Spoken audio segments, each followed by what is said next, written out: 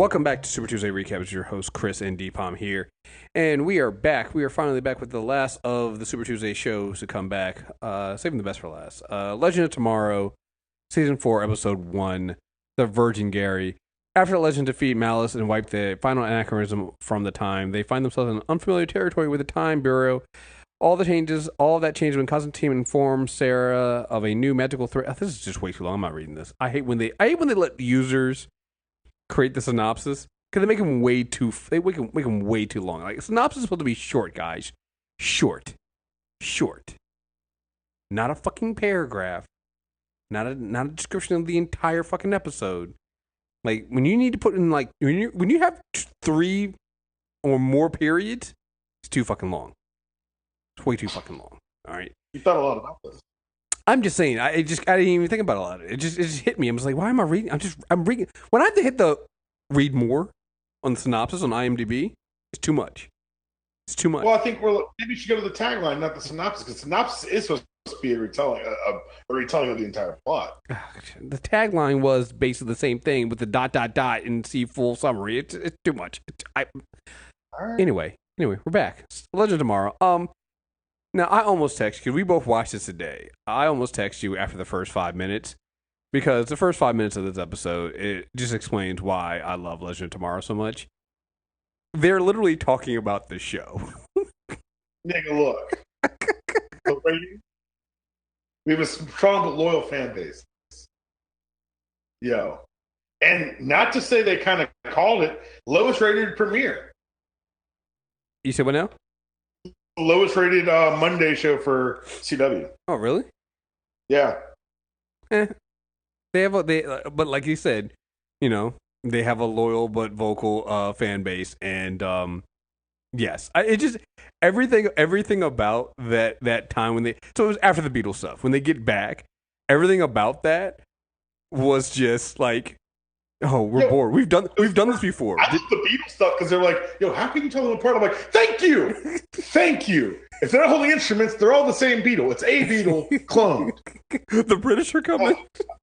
I felt so much better about that. Oh, and that one, they found a way to make them all just. They made it all fit. Everything fit from beginning to end. This is still the tightest written show on the network. Oh no, it is.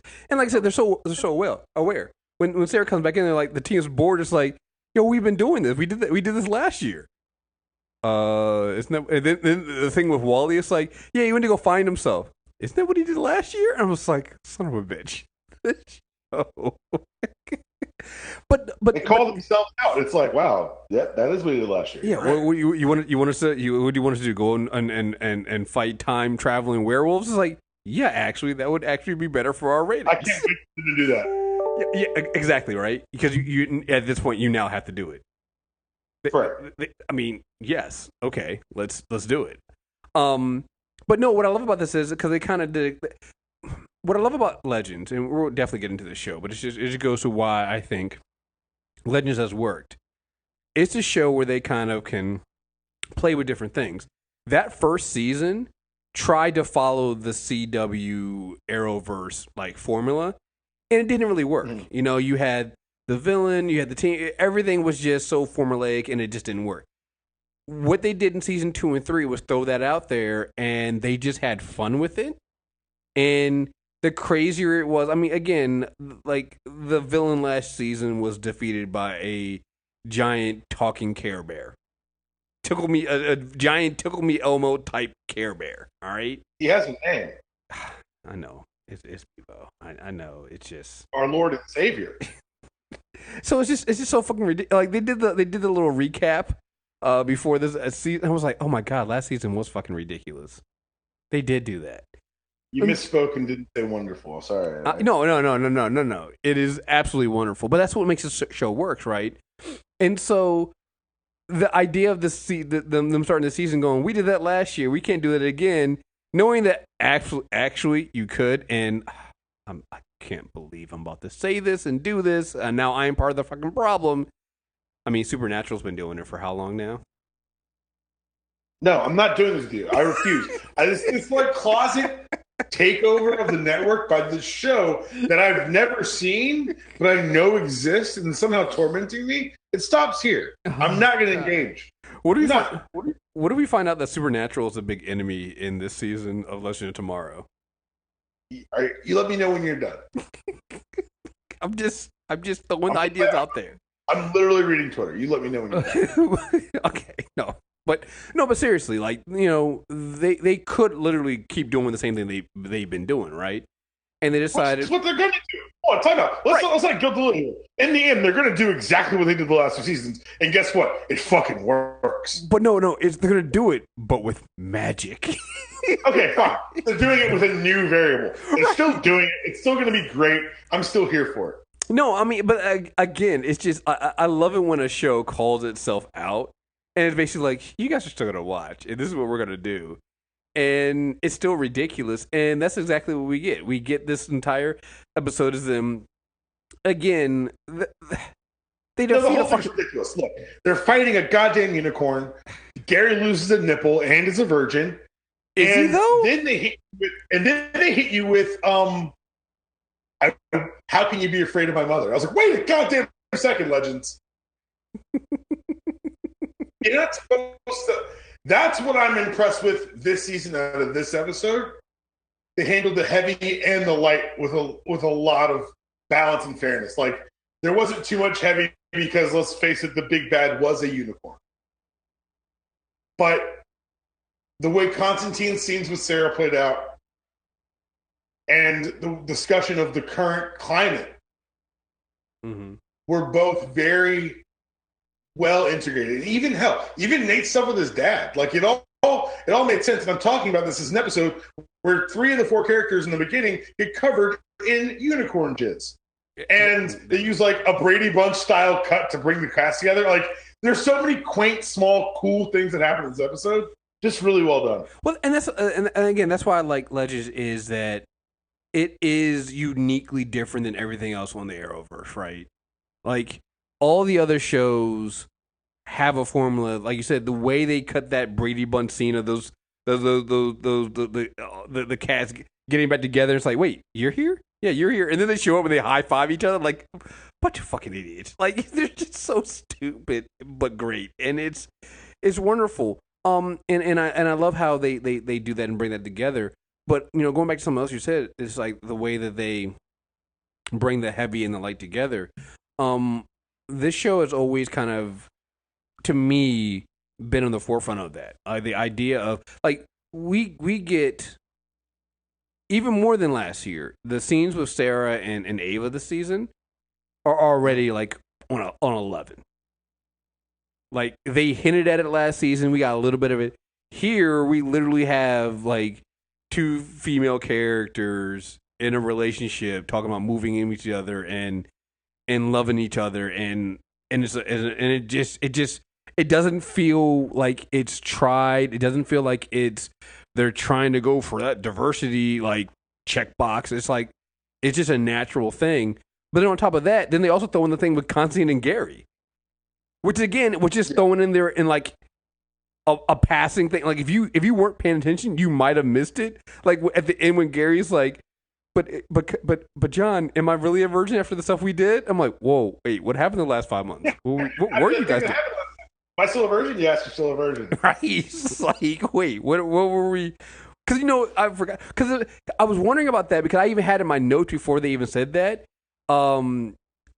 Gary says something about, like, I think Gary talking to, I can't remember if it was Ray or it was Nate or something like that, and it was something about, I think, John Constantine might tie them up or something like that, and Gary was like, wait, Willie? And he just like had to look at his face. I'm like, wait a minute, wait, Gary and, I mean, I know they hung out last in the end of last season, but like, really? What were you? It was hinted at the end of the last season, but I like kind of the confirmation, like at the very end, where Constantine says, "Supposed to carry that virgin thing." Yeah, right. It's just like it's not, like you said, it's not a beating of the head with it. It's just this is an aspect of these characters. I did love Ava making the 2018 appropriate joke of lesbians loading up the Subaru with the U-Haul. That was very funny. And I thought like, just the writing so deft. They found a good way to find the voices of these characters I thought, hell, even Ray kind of falling into this lovesick place where, let's remember that Ray started out as a widowed inventor. Mm-hmm. Like, he dated Felicity as the rebound from his wife dying during the cataclysm at the end of season 1 of Arrow. Mm-hmm. Like, this is no, season 2, because it was remember they were attacked by the Mirakuru Slade joints at the end of season 2, I believe. Okay, so then he showed up season 3, but now he's on like this weird hero's romantic quest where he's chasing his actual like in reality wife. Which, okay, listen. After last season, no, because like after last season, we said there's like, I mean, obviously, they're married in real life, but like they work really well together also in last season. Their chemistry's great. You guys should really go out sometime. Right. Well, I mean, shit, we've seen people who've had terrible on-screen chemistry and they've been married, or been dating at least. So, but yeah, no, I'm glad that they're actually I'm glad. 'Cause I didn't feel like, and this is something I'm gonna say about this show and Arrow. There were a lot of characters I didn't feel like they ended their arc in those seasons, and they're continuing on with them, and I appreciate that, and I look forward to seeing what they do with when they bring Nora back and how she is, and is she gonna be bad? Is she gonna be good? Like, what's going on? I'm really intrigued by what they're gonna do with her character, and with Ray. And actually, also Ray and Zari. Again, this show does a really good job of pairing people off. There's a lot of that this episode of pairing people off. Zari's with Ray, Nate and Mick together, which I knew. That's my biggest problem with this episode is when Mick was tripping. That mouse knew that Mick loved him when he died. There was no question. There was no question. No, but before we move on to the next point. The pairings. I really like the Ray and Zuri pairing because it is completely platonic. And we're going to talk about another relationship between a man and woman, completely platonic, on The Flash with Ralph and Caitlin. Mm-hmm. But I really like, it's so nice. And I think if you want to eventually turn either one of these romantic, I'm sure you can. But this moment in time for these episodes right now, it's so nice to see that platonic, just legitimate friendship between man and woman. Mm-hmm. Oh, yeah. I mean, it's no Barry being a creepy weirdo for 2 seasons and pining after Iris, who is, by the way, his sister. Like, let's always remember that. I'm sorry, it's true, but no, I think that I really liked. I know you're going to talk about Mick because he's Mick and it's his show, but I just really wanted to take a second and shout out that pairing as I really enjoyed them because they were friends. You saw Zuri like start to rip into Nora once and stop because she looked at Ray. She's like, "All right, soft pedal this. Don't destroy the guy." Mm-hmm. Right. It's just and then like I said, her showing her like, "Yo, this is my mom and that's me right there." And I could come over and basically tell her, it's like, get out of this country that hates you. You try so hard to be accepted here and it ends up killing you and destroying your family. But she's like, I can't do that. And it's just, you're right. It was very relevant to the day, but also it's just it's a really powerful moment between two characters and kind of giving Ray that hope. And like I said, I think after seeing, I think the Ray going after Nora thing, even after he's clearly has romantic feelings for her, it also matters because we saw what Nora went through. We kind of know that Nora is evil and bad, but is it really all her fault? She was basically raised to be the vessel for a demon and used by her fathers to be that. So yeah, I think that's going to be a really interesting thing to see and go forward with. You said Mick is the this is really Mick's show, and I'll be honest, if anything ever happens to Sarah Lance, Captain Sarah Lance, Captain Mick Rory might. Mick Rory is the emergency captain. We've seen that. He's the break glass in case of emergency captain, and he's done it before, particularly when he was trying to watch a football game. Yeah, everything. First of all, them going in and trying to rob Nate's house, and I was like, this is Nate's house. This is clearly Nate's house. He was. I'm like, Nate. This is not going to go well. But no, I again, like you said, these pairings of these two characters together works really, really well together. Let's see. I like that there was the thing with Nate and his dad this episode. That's something that this show does well, is that a lot of the character-driven subplots wrap up quickly, allowing the character to advance for the next time they need to advance it. Right. No. And honestly, if you really think about it, I mean, we joke about, the silliness of Legend of Tomorrow, but these characters have done this and been through this. I mean, Nate met his, grandfather? Yeah, he's dealt with his grandfather and basically gone through all that stuff. And the idea that, we've all, one, maybe not all of us, but some of us, understand what it's like to, be trying to live up to what the image of you, what your parents want for you. Like, and think about what Nate's job actually is. Like, if you didn't know he was also time traveling, it would kind of seem like you were basically you're not even really a librarian, right? Professional nerd, right? And his dad, like you said, was in the service because he was inspired by his dad, but Nate's reaction was to rebel and do something academic. Mm-hmm. But at the same time, like he said, when he was stoned, he was like, iron metals that you can't see because your clearance isn't high enough. Right. I mean, it's true. And yeah. But that's something that just it goes through everything, because it's like you see this with in you're seeing these themes start early with these shows, and so you have that with Nate and his father. The idea of Sarah trying to settle down is something that we've seen for a long time ago. I mean, I saw Shanna brought this up in the Facebook group about, Sarah never really goes back to Star City. She has a father. There's another Laurel walking around with her dead sister's face on. She does not have a father. Mm-hmm. Well, no. Okay. All right. She doesn't. She showed up when he died. Yeah, right. She knows he's gone. You're right. And she knows what Laurel is. Right. Like, it's one of those things where you ever got a friend from your hometown is like, can't go back there, man. True. Well, and that's kind of what I'm saying. It's like, I think Sarah has. We've gotten these elements with Sarah throughout this entire thing, and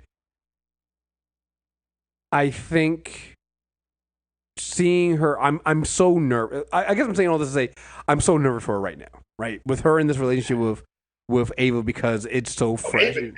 Ava did. Oh, come on! Don't I see? I have gotten better at this, and like first established there's a year where there's a bunch of backup Avas, right? First of all, we're gonna have words on the Flash, because you've already gotten me on Jesse L. Martin watch right now. So fuck you for that. He doesn't stand once. They tie him to a chair. God damn you! It's not my fault that he's not saying anything else. Oh my God! You pointing it out doesn't help. You gotta be surprised. Yes, actually. Yes. Ignorance is bliss. I don't know. I don't give a fuck what anybody tells you. Ignorance can be very, very blissful. I've seen the Fox News comment section. Ignorance is not bliss. They're very angry people.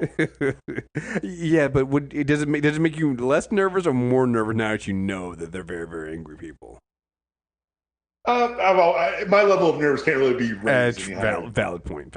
Anyway, but I'm not nervous for Ava dying. I'm more nervous for Sarah's relationship, because honestly, it's very interesting. I think this is why bringing John Constantine into this season is going to be great, because John's really the new Sarah in terms of, like, having a past that haunts him. Like, you watched the NBC show, right? I did not watch it. Okay, but I'm aware of it. But I think you're right, because more than saying he is going to be the person of the past, he's the loner who has to learn how to work with a team.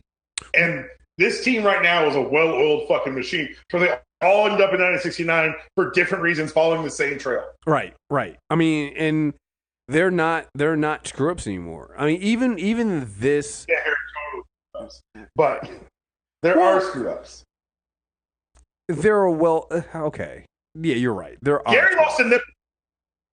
I mean, but he's Gary. Are we calling this a win? Like, I'm sorry. Every time they win, they lose. They stop Mollis. However, they made the Lord Bebo sully his divine hands with combat, and they unleashed all these magical doodads across the universe, the multiverse, the timeverse. I'm not sure what it's called anymore.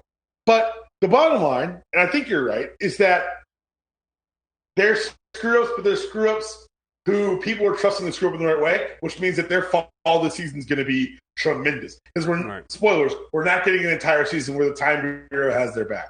Oh, of course not. That's how television works. Oh, of course not. But going back to John, it's like the NBC show wasn't bad. I think the biggest problems with it were out of order and things like that. They didn't lean on it. But one of the things that was always very, very aware in the show was how tortured John was and how much of a loner he was, and the fact, an idea that people who got close to him got hurt, right? And so they're carrying that on, and we've seen that in John and his little cameos, but now definitely in this episode with him he basically gave Sarah the same line that Sarah gave Ava last season, which was, "Don't get close to me. People that get close to me, end up dead or end up hurt." It's basically the same thing Sarah's been saying to everybody, and Sarah's looking at that now like, well, she's ready to basically move in with Ava, and settle down and open herself up. And so Constantine kind of fills that gap, like you said, with that person who wants to be a loner. And if we're going to be honest here, the entire team of Legends were basically a bunch of loners. Yeah, but now they're loners who've done it. And like they're loners who are like they're loners who are a team now. Like they need a new loner to shake up the thing. And last year it was Zuri, the year before it was Nate, and this year Nate and Amaya, and this year it's going to be John Constantine, who apparently is bringing bigger problems with him than just the fact that Ava's like, don't bring up John. Right. And yeah, you're putting Sarah Lance on a ship with somebody she's already slept with. Yeah. I mean, how are you going to tell Ava that he's joining the crew? Like, there's your next question. Ava's like, don't say his name. Well, he lives on my ship now. Right. So, like I said, I'm very intrigued by everything I'm dealing with this, and like I said, we're now dealing with. Before it was just sci-fi elements, but we got a little bit of it with Damien, Dark, and Nora last season, but now we're really getting the supernatural and the magical elements across time and what that means. And now we're kind of balancing between the two. Like I said, I'm very, very excited for this season because it's like I don't know. I feel like there's not the pressure that there is with like Arrow and the Flash. It's like I can just sit there and watch Legends and just be like, what we doing? Like, you know what it is? There's no storyline from the comics. There's no there's no long hunters. There's no flashpoints. Right. There's nothing. There's just a team of misfits that are put together. You know what it kind of almost reminds me of? It almost reminds me a little bit of Secret Six. You know what it reminds me of? It's their Guardians. Yeah. Definitely. Definitely. Don't call us plucky. Yeah. Oh man. Oh, Nate and Ray being Brony Bros. Nick. Look. What are we doing here? Personally, I don't know if bronies are still a thing. I'm not plugged into the brony culture. They are unfortunately still. Do not at me, because if you're a brony and you at me, I'll just block you. It's fine. But I think it was a topical reference, but they've been on a spaceship for 2 years, so maybe it's more topical for them. Brony Bros. They brought up Brony Bros, and you know what? Nate and Ray definitely would be Brony Bros. Oh, for sure. They got way too much in common. Wait, it's when they start dating. That's when the show takes a real good night's turn. That's what we're talking about. Oh man, that's what. Weird. Oh god, this is amazing. I just like I said, but like I said, I'm really interested in seeing how they bring all these elements together, because this is not something they can just. I mean, we saw it with the unicorn. Roy tried to fry it, and it's like they couldn't because it's magical, fireproof. Right? It's like it's a fucking unicorn.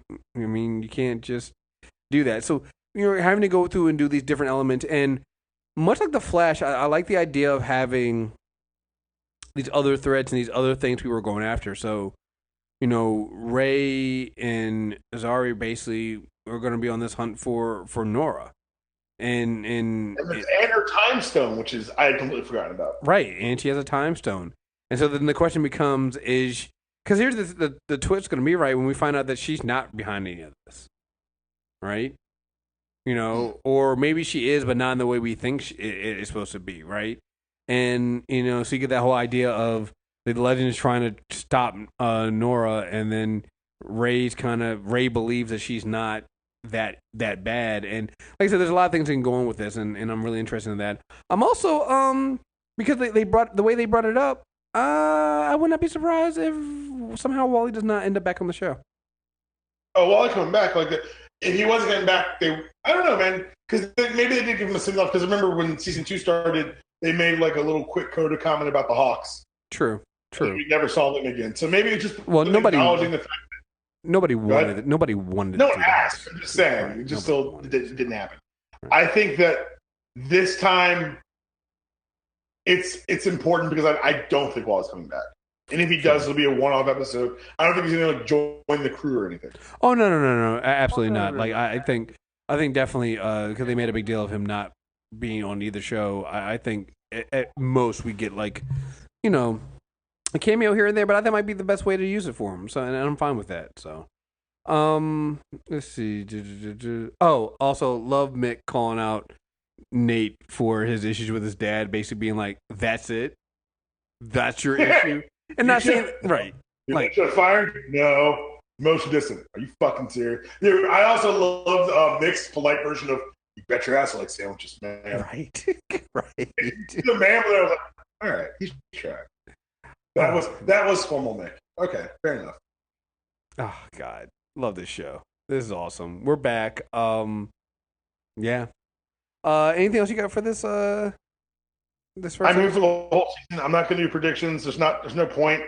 No, because the show's going to do what it wants. And if you get us anything close to my newest Lord and Savior, Bebo himself, then just praise Bebo for all these people involved.